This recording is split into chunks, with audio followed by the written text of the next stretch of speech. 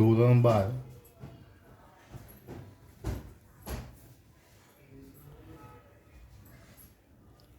Chapter number 12 biotechnology અને તેના પ્રયોજનો. Biotechnology અને તેના પ્રયોજનો, જેમાં ગયા વિડીયો સુધી આપણે 12.1, 12.2 અને 12.3નો અભ્યાસ કર્યો. હવે આપણે છેલ્લા ટોપિક તરફ એટલે કે 12.4 કે જેમાં અભ્યાસ કરીશું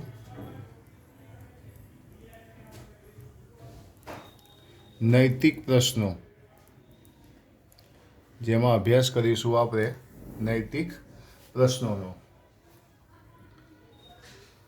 ઇથિકલ ઇસ્યુ. નૈતિક પ્રશ્નો એટલે શું? તો હંમેશા ધ્યાન રાખો, શરૂઆતમાં જ કહેલું કે બાયોટેકનોલોજી ફક્ત ને ફક્ત મનુષ્ય જાતિ માટે ઉપયોગી છે.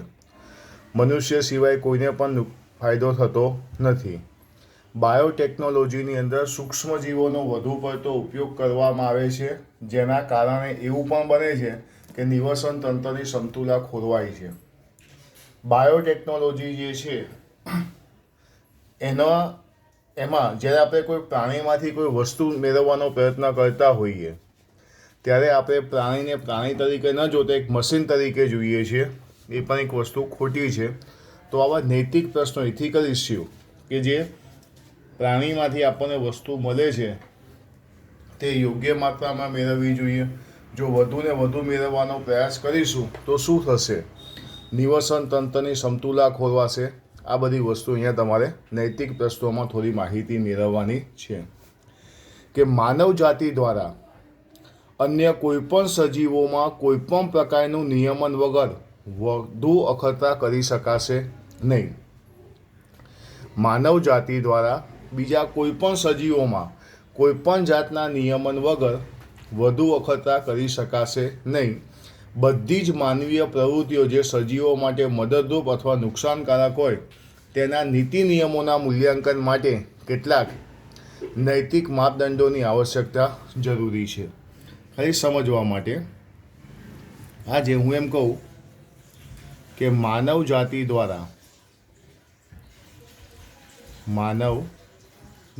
દ્વારા અન્ય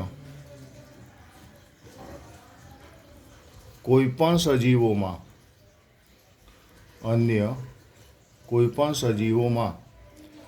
કોઈપણ નિયમન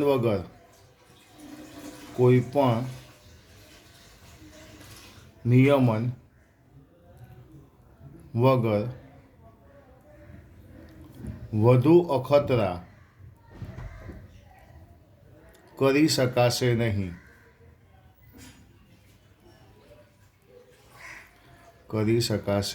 નહીં. બધી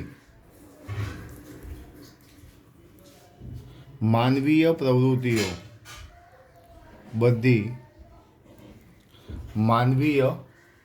પ્રવૃત્તિઓ કે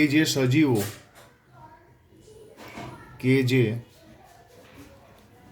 સજીવો માટે મદદરૂપ અથવા નુકસાનકારક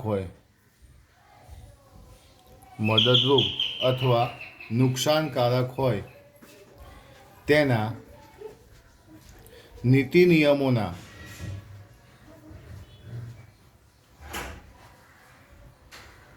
મૂલ્યાંકન માટે કેટલાક નૈતિક માપદંડોની આવશ્યકતા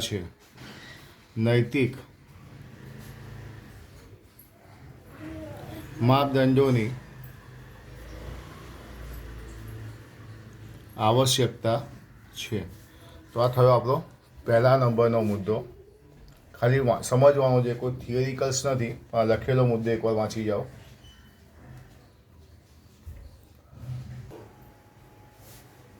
ઓકે, તો આવા નૈતિક મુદ્દાઓનું આવા નૈતિક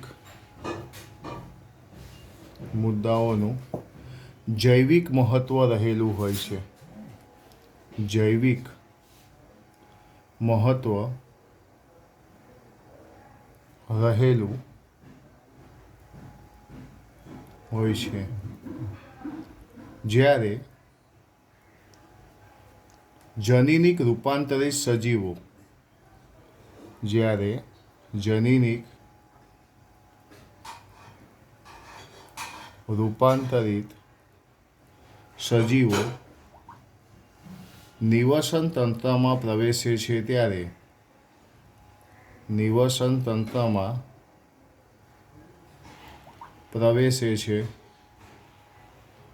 ત્યારે આવા સજીવોના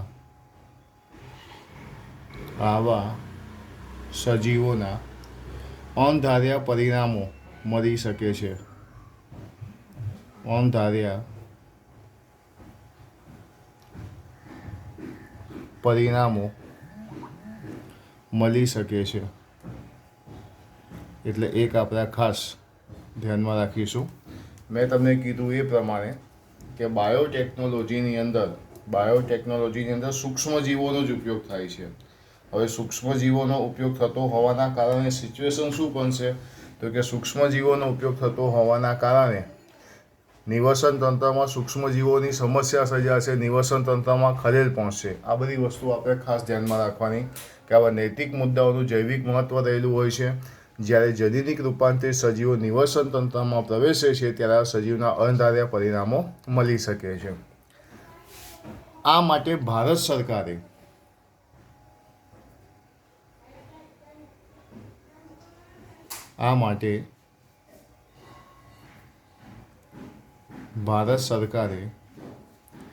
એવા સંગઠનની સ્થાપના કરી છે.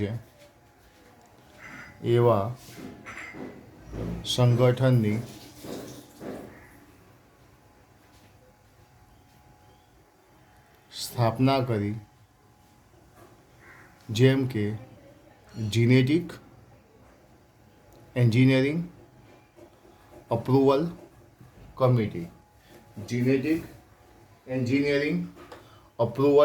કમિટી. જે શું કરે છે? જે પારજનીનિક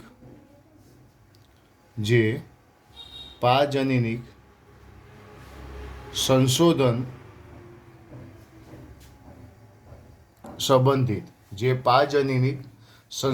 સંબંધિત કાર્યની માન્યતા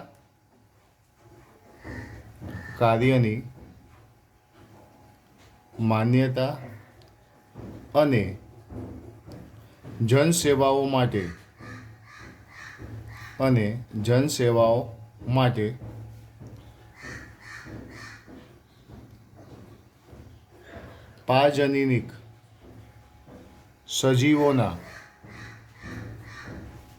સજીવોના અમલીકરણની સુરક્ષા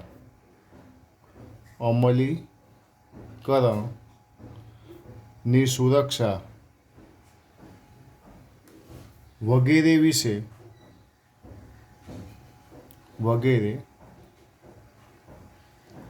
વિશે નિર્ણય લેશે. તો આ માટે ભારત સરકારે, એટલે હું તમને અહીંયા એમ કહું કે નૈતિક પ્રશ્નો સામે ભારત સરકારે કઈ સંસ્થા સ્થાપિત કરી છે? GEAC, genetically engineering approval committee, કે જે પારજનીનિક સંશોધન સંબંધિત કાર્યની માન્યતા અને જનસેવાઓ માટે પારજનીનિક સજીવોના અમલીકરણની સુરક્ષા વગેરે વિશે નિર્ણય લેશે. જનસેવાઓ, દાખલા તરીકે આહાર હોય, ચિકિત્સાઓ હોય, એના વિશેની માહિતી. જનસેવા મતલબ આહાર અને ચિકિત્સાનો સમાવેશ થાય.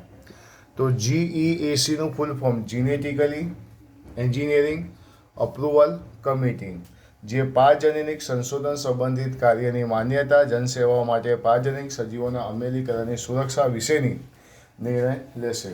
એટલે નૈતિક પ્રશ્નો એટલે હું એવું કહી શકું કે નૈતિક પ્રશ્નો એટલે કે જેની અંદર સૂક્ષ્મ જીવોનો ઉપયોગ આપણે કરીએ છીએ, પ્રાણીઓનો ઉપયોગ કરીને આપણે કોઈ તેમાંથી નીપજ મેળવીએ છીએ, પેદાશ મેળવીએ છીએ, પણ એમાં આપણે પ્રાણીઓને એક મશીન તરીકે ગણીએ છીએ, એ આપણે ગણવું જોઈએ નહીં. બરાબર?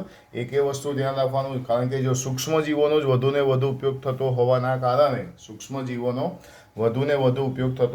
કારણે સિચ્યુએશન શું બનશે? નિવસન તંત્રની સમતુલા ખોરવાશે. એટલે આપણે તેનો વ્યવસ્થિત રીતે ઉપયોગ કરી શકીએ તે માટે ગવર્મેન્ટે GEACની સ્થાપના કરી છે કે જે શું કરે છે? પારજનનિક સંશોધન સંબંધિત કાર્યની માન્યતા અને જનસેવાઓ માટે પારજનનિક સજીવોના અમલીકરણની સુરક્ષા વગેરે વિશે નિર્ણય લેશે. હવે આપણે બે શબ્દો ભણવાના છે. એક છે જૈવ પેટન્ટ અને બીજો છે જૈવ તસ્કરી. એક છે જૈવ પેટન્ટ અને બીજો છે જૈવ તસ્કરી. હું અહીં ખાલી આ શબ્દ લખું છું, ધ્યાન આપજો બધા. હવે આપણે એક શબ્દ ભણીશું જૈવ પેટન્ટ, જેની આપણે ચર્ચા કરીશું. જૈવ પેટન્ટ. પેટન્ટ એટલે ઇજારો, વળતર. પેટન્ટ એટલે શું કહેવાય છે? ઇજારો અથવા તો શું કહેવાય છે? વળતર. આજે કોઈ વૈજ્ઞાનિક કોઈ વસ્તુની શોધ કરે છે તો એ શોધ બદલ ગવર્મેન્ટ તેને શું આપે છે? પેટન્ટ આપે છે. એને શું આપે છે? ઇજારો આપે છે. એ ઇજારો બરાબર છે એને જ મળશે કે જેને એને શોધ કરી છે. તો પેટન્ટ એક એવું કહી શકાય. બીજું, પેટન્ટ વિશે હું તમને અહીંયા કહું તો પેટન્ટ એટલે શું? તો પેટન્ટ એટલે આપણે એક વસ્તુ કે ધારો કે કોઈ એક કંપની છે, એ કંપનીનો અમુક માર્કો હોય છે કે જેની પર TM લખેલું હશે. TM એટલે શું કહેવાય? ટ્રેડમાર્ક. આ તમે ક્યાંક શબ્દ જોયો હશે, બાલાજી વેફર, તેની પર આવો R શબ્દ લખેલો હશે. R એટલે શું કહેવાય? રજિસ્ટ્રેશન, રજિસ્ટર કરાયેલી કંપની છે. TM એટલે ટ્રેડમાર્ક લીધેલો છે, પેટન્ટ લીધેલો છે. એ પેટન્ટ કોઈ પણ વ્યક્તિનો ઉપયોગ કરી શકે નહીં. પેટન્ટ જે છે, આજે સમજી લો કોઈ પણ કંપની છે, કોઈ પણ મારુતિ સુઝુકી, તો એની કંપનીનો શું હશે? લોગો હશે. રિલાયન્સ, તો રિલાયન્સનો લોગો હશે. એને શું લઈ લીધો હોય? એનો પેટન્ટ લઈ લીધો હોય. એનો જે સિમ્બોલ હોય એનો શું હોય? પેટન્ટ હોય. આપણે રૂપિયાનો જે સિમ્બોલ જે છે, તો રૂપિયાનો સિમ્બોલ એ શું કહેવાય? પેટન્ટ કહેવાય, કે એનો કોઈ બીજો કોઈ લોકો એનો ઉપયોગ કરી શકે નહીં. તો પેટન્ટ એટલે એક એવી વસ્તુ કે જેની નકલ થઈ શકતી નથી. બરાબર છે? જો તમારે એની અંદર તમે સુધારા વધારા કરીને તમે નવો પેટન્ટ તમે મેળવી શકો છો. પેટન્ટ, બરાબર? આજે તમને પણ કોઈ ઈચ્છા થઈ કે મારે પણ કંઈ શોધ કરવી છે, તો ગવર્મેન્ટ તમને શું આપશે? પૈસા આપશે. પણ એમાં તમારે કોઈ શોધ થયેલી હોવી જોઈએ, કાં તો એવી કોઈ શોધ કરવાની કે જે પહેલાં થઈ ગઈ છે, પણ એમાં આપણે શું કરવાનો? સુધારો કરવાનો. કોઈ પણ શોધ થઈ ગઈ હોય તો એમાં કોઈ સુધારો કરો તો એ નવી પેટન્ટ તમને મળે. એટલે જૂની પેટન્ટ જે છે એની અંદર તમે જેમ કે પંખો હતો, પછી શું આવ્યું? AC. તો બંનેનો ઉપયોગ તો સેમ જ છે, પણ એ પેટન્ટ આખી શું થઈ ગઈ? બદલાઈ ગઈ. આજે જે કંપનીએ જે પેટન્ટ લીધી હોય, બીજો કોઈ કંપની તેનો ઉપયોગ કરી શકે નહીં. એક એક્ઝામ્પલ્સ તમને આપું કે સૌથી પહેલાં વર્ના ગાડીનું એક મોડલ આવેલું. વર્ના ગાડીનું એક મોડલ આવેલું. એ મોડલ વર્ના ગાડીને તમે પાછળથી જુઓ તો સેમ ટુ સેમ તમને હોન્ડા સિટી જેવી દેખાય. સેમ ટુ સેમ કોના જેવી દેખાય? હોન્ડા સિટી જેવી દેખાય. તો હોન્ડા સિટીવાળાએ આની પર કેસ કરેલો કે તમે અમારા પેટન્ટનો ઉપયોગ કર્યો, એવો કેસ થયેલો અને હોન્ડા સિટીવાળા જીતી ગયેલા અને વર્ના ગાડી શું થઈ હતી? કેન્સલ થઈ હતી, એવું કહેવાય છે. તો જે પેટન્ટ જે છે, પેટન્ટની અંદર ક્યારેય ચોરી થઈ શકે નહીં. બરાબર છે? આપણી પાસે, ભારત પાસે ચોખા, બાસમતી ચોખાની ઓરિજિનલ પેટન્ટ જે છે ભારતમાં જ છે. ભારતની અંદર સૌથી વધુ છે. પણ આપણા પેટન્ટ કોણ લઈ ગયા? અમેરિકાવાળા લઈ ગયા. અમેરિકાવાળા એને રિપ્લેસમેન્ટ કર્યા. તો એ બધી વસ્તુ જૈવ પેટન્ટમાં તમારે ભણવાની આવશે. તો પહેલાં આપણે શું જોઈશું? જૈવ પેટન્ટ. અને એક બીજો શબ્દ આવે છે જૈવ તસ્કરી. તસ્કરી એટલે શું કહેવાય છે? ચોરી. તસ્કરી એટલે શું કહેવાય છે? ચોરી. પણ આપણે જૈવ પેટન્ટ વિશે આપણે સૌથી પહેલાં જોઈશું. ચોપડીની અંદર શબ્દો એવા લખ્યા છે કે લોકોમાં એ વાતને લઈને આક્રોશ છે કે કેટલીક કંપનીઓ આનુવંશિક દ્રવ્યો, વનસ્પતિઓના અને અન્ય જૈવિક સ્ત્રોતોનો ઉપયોગ કરી તેમાંથી બનતી નિપજો અને તકનીકો વિશે પેટન્ટ પ્રાપ્ત કરી રહી છે જે ઘણા સમય પહેલાંથી ઓળખાયેલ, વિકસિત અને ખેડૂતો દ્વારા વિશેષ ક્ષેત્ર કે સ્થાનિક દેશના લોકો દ્વારા તેનો ઉપયોગ કરવામાં આવી રહ્યો છે. મતલબ આપણા દેશના લોકો જ તેનો ઉપયોગ કરી રહ્યા છે, પણ હવે નવી નવી કંપનીઓ જે છે, બરાબર છે, એ આપણા આનુવંશિક દ્રવ્યો છે, વનસ્પતિ છે, અન્ય જૈવિક સ્ત્રોતોનો ઉપયોગ કરી તેમાંથી બનતી નિપજો અને તકનીકો વિશે શું કરી રહી છે? પેટન્ટ મેળવી રહી છે. શબ્દ સમજો ખાસ. કેટલીક કંપનીઓ આનુવંશિક દ્રવ્યો, વનસ્પતિઓ અને અન્ય જૈવિક સ્ત્રોતોનો ઉપયોગ કરી તેમાંથી બનતી નિપજો અને તકનીકોનો વિશે પેટન્ટ પ્રાપ્ત કરી રહી છે, જે ઘણા સમય પહેલાંથી ઓળખાયેલી છે, વિકસિત છે, ખેડૂતો દ્વારા કે વિશેષ ક્ષેત્ર કે સ્થાનિક દેશના લોકો દ્વારા તેનો ઉપયોગ કરવામાં આવી રહ્યો છે. આપણા દ્વારા તેમનો ઉપયોગ કરવામાં આવે છે, છતાં પણ વિશેષ કંપનીઓ તેના પેટન્ટ બનાવી રહી છે. ચોખા. ચોખા એક મહત્વનું ખાદ્ય અન્ય ઉત્પાદન છે. તો આપણે પહેલાં વાત કરીએ ચોખા વિશેની. ચોખા જે છે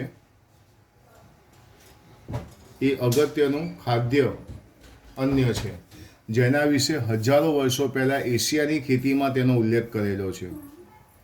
એશિયાની ખેતીમાં તેનો ઉલ્લેખ કરેલો છે. કોનો? ચોખાનો. હવે શોર્ટ ક્વેશ્ચન માટે ધ્યાન રાખજો. એક અનુમાનના આધારે ભારતમાં ચોખાની 2 લાખ જાતિઓ છે. ભારતમાં ચોખાની કેટલી? ભારતમાં ચોખાની 2 લાખ જાતિઓ છે. અને ભારતમાં જે ચોખાની હતી, જે 2 લાખ જાતિઓ જે છે તે વિશ્વની સૌથી વિવિધતાઓમાંની એક છે. 2 લાખ જાતિઓ એ ભારતની જબરદસ્ત વિવિધતા કહેવાય. એમાં પણ આપણે લઈએ બાસમતી ચોખા. એમાં પણ આપણે લઈએ બાસમતી ચોખા. આ જે બાસમતી ચોખા જે છે તેના સુગંધ અને સ્વાદ માટે જાણીતા છે. બાસમતી ચોખા તેના સુગંધ અને બીજું કયું? સ્વાદ માટે પ્રચલિત છે. અને એવું કહેવાય છે કે તેની જે બાસમતી ચોખા જે છે એની કેટલી? 27. બાસમતી ચોખાની કેટલી? 27 જાતો ભારતની અંદર ઉગાડવામાં આવે છે. 27 જાતો તો એવી છે કે જે ભારતની અંદર ઉગાડવામાં આવે છે. ફરીથી એકવાર, ચોખા એક મહત્ત્વનું ખાદ્યાન્ન છે. હજારો વર્ષો પહેલાં એશિયાની જે ખેતી જે છે એના ઇતિહાસમાં તેનું વર્ણન જોવા મળે છે. એક અનુમાનના આધારે ભારતમાં ચોખાની લગભગ 2 લાખ જાતિઓ છે. ભારતમાં ચોખાની જે વિવિધતા છે તે વિશ્વની સૌથી વધુ વિવિધતાઓમાંની એક છે. બાસમતી ચોખા તેના અનોખી સુગંધ અને સ્વાદ માટે પ્રચલિત છે. તેની 27 ઓળખાયેલી જાતો ભારતમાં ઉગાડવામાં આવે છે. પ્રાચીન પુસ્તકો. હું અહીંયા લખું. પ્રાચીન પુસ્તકો. લોક સાહિત્ય. લોક સાહિત્ય. કવિતાઓ. લોક સાહિત્ય, કવિતાઓ. આ બધામાં બાસમતી ચોખાનું વર્ણન જોવા મળે છે. આ બધાની અંદર બાસમતી ચોખાનું વર્ણન જોવા મળે છે. બાસમતી ચોખાનું વર્ણન પ્રાચીન પુસ્તકો, લોક સાહિત્ય, કવિતાઓમાં બાસમતીનું વર્ણન જોવા મળે છે, જેનાથી ખ્યાલ આવી શકે કે તેનું સૌથી પહેલાંથી વાવેતર કરવામાં આવે છે. વર્ષોથી આ વાવેતર ક્યાં થઈ રહ્યું છે? ભારતમાં થઈ રહ્યું છે. વર્ષોથી આ વાવેતર ક્યાં થઈ રહ્યું છે? ભારતમાં થઈ રહ્યું છે. ઈસવીસન 1977માં ઈસવીસન 1977માં અમેરિકાની એક કંપનીએ ઈસવીસન 1977માં અમેરિકાની એક કંપનીએ બાસમતી ચોખા પર અમેરિકાની એક કંપનીએ બાસમતી ચોખા પર યુએસ પેટન્ટ અમેરિકાનો પેટન્ટ અને ટ્રેડમાર્ક કાર્યાલય દ્વારા પેટન્ટ ઇજારો પ્રાપ્ત કરી લીધો. યુએસ પેટન્ટ અને ટ્રેડમાર્ક કાર્યાલય દ્વારા ઈસવીસન 1977માં અમેરિકાની એક કંપનીએ બાસમતી ચોખા પર યુએસ પેટન્ટ અને ટ્રેડમાર્ક કાર્યાલય દ્વારા પેટન્ટ પ્રાપ્ત કરી લીધો. જેનાથી કંપની બાસમતી ચોખાની નવી જાતો અમેરિકા અને વિદેશમાં વેચી શકે છે. પેટન્ટ અમેરિકાએ મેળવી લીધો એટલે એણે શું કર્યું, બાસમતી ચોખાની નવી જાતો કે જેથી બાસમતી ચોખાની નવી જાતો અમેરિકા અને વિદેશોમાં વેચી શકે છે. અમેરિકા અને વિદેશોની અંદર તે પોતે વેચી શકે છે. હવે છે ક્યાં? ભારતની. તો અમેરિકાની એક કંપનીએ શું કર્યું, બાસમતી ચોખાની યુએસ પેટન્ટ અને ટ્રેડમાર્ક કાર્યાલય દ્વારા પેટન્ટ લઈ લીધો. આ પેટન્ટ દ્વારા એણે શું કર્યું, બાસમતી ચોખાની નવી જાતો અમેરિકા અને વિદેશોમાં તે વેચી શકે છે. બાસમતીની આ નવી જાત વાસ્તવમાં ખરેખર બરાબર નવી જાત આવી, બાસમતીની આ નવી જાત છે, પણ ખરેખર જોવા જઈએ તો બાસમતીની આ નવી જાત વાસ્તવમાં ભારતીય ખેડૂતોની પરંપરાગત જાતમાંથી જ વિકસાવવામાં આવી છે, કે જે ભારતીય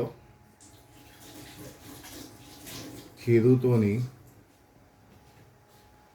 પરંપરાગત, ભલે નવી બનાવી બાસમતી ચોખાની નવી જાત, પણ એનું ઓરિજિનલ મૂળ ક્યાં છે? ભારતીય ખેડૂતોની પરંપરાગત જાતોમાંથી વિકસિત કરવામાં આવી છે. હવે હું તમને અહીંયા એમ કહું કે ભારતીય બાસમતીને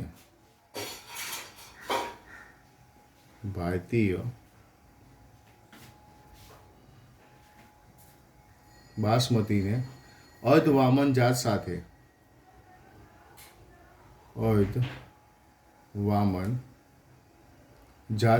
સંકલન કરાવીએ નવી શોધ અને નવી ઉપલબ્ધિનો દાવો કર્યો હતો. એણે શું કર્યું, ભારતીય બાસમતીને અર્ધવામન જાત સાથે શું કરાવવામાં આવ્યું હતું કે અર્ધવામન જાત સાથે સંકલન કરાવીને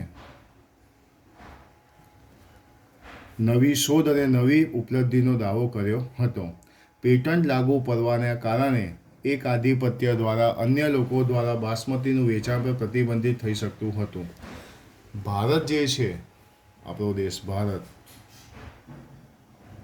ભારતની જૈવ સમૃદ્ધિ આપણે જોવા જઈએ તો હળદર, લીમડો અને બાસમતી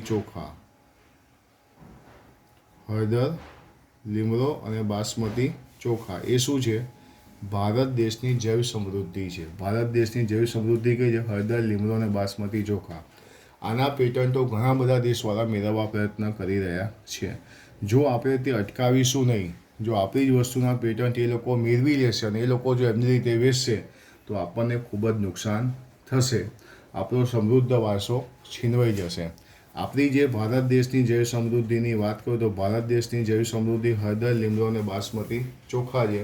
તો હળદર, લીમડો અને બાસમતી ચોખાની પેટન્ટ જો અન્ય દેશોવાળા લઈ લેશે તો આપણો જે સમૃદ્ધ વારસો જે છીનવાઈ જશે, આપણે કશું કરી શકીશું નહીં. તો જૈવ પેટન્ટ એટલે શું? તો મગજમાં એક વસ્તુ ખ્યાલ રાખો કે જૈવ પેટન્ટ કોને કહેવાય, કે ધારો કે કોઈ એક વસ્તુ છે એનો માર્કો આપણી પાસે હોય તો આપણા સિવાય એનો બીજો કોઈ ઉપયોગ કરી શકે નહીં.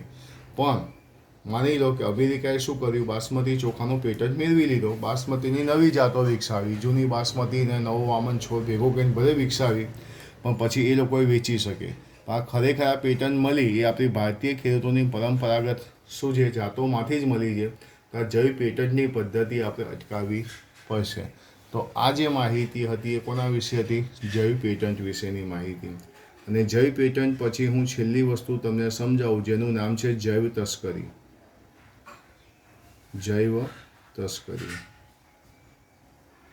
બાયોપાયરેસી. જૈવ તસ્કરી એટલે ચોરી. ચોરી હંમેશા કોની વચ્ચે થાય? તો એક વિકસિત દેશ અને વિકાસશીલ દેશ વચ્ચે થાય.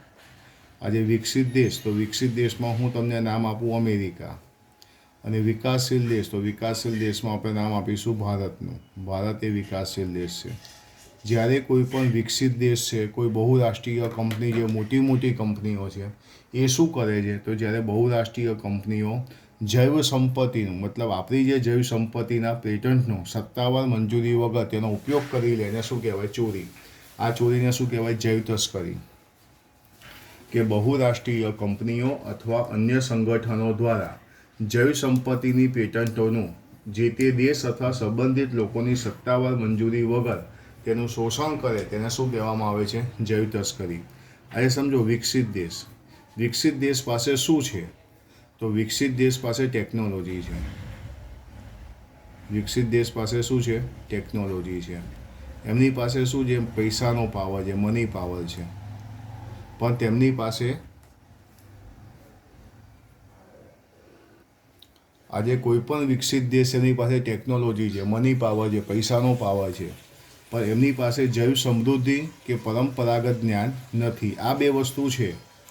જ્યારે વિકાસશીલ દેશ જે છે એ વિકાસશીલ દેશ પાસે શું છે? જૈવ સમૃદ્ધિ છે. વિકાસશીલ દેશ પાસે શું છે? જૈવ સમૃદ્ધિ છે. વિકાસશીલ દેશ પાસે જૈવ સમૃદ્ધિ છે. વિકાસશીલ પાસે નોલેજ છે, પારંપરિક જ્ઞાન છે. પણ એમની પાસે શું નથી? તો કે ટેકનોલોજી અને પૈસો નથી. ટેકનોલોજી અને પૈસો અહીંયા છે. આ લોકો ટેકનોલોજી અને પૈસા દ્વારા આપણી જૈવ સમૃદ્ધિનું શોષણ કરે, આપણને કહે જ નહીં અને સીધું ઉઠાવી જાય એને શું કહેવાય? જૈવ તસ્કરી કહેવામાં આવે છે. એટલે જૈવ તસ્કરી એટલે શું લખ્યું છે? બાયોપાયરેસી. આ સવાલ નીટમાં પૂછાઈ ગયેલો છે. બહુરાષ્ટ્રીય કંપની અને અન્ય સંગઠનો દ્વારા જૈવ સંપત્તિની પેટન્ટનું જે તે દેશની કે દેશના લોકોની સત્તાવાર મંજૂરી વગર તેનું શોષણ કરવામાં આવે છે તેને જૈવ તસ્કરી કહેવામાં આવે છે.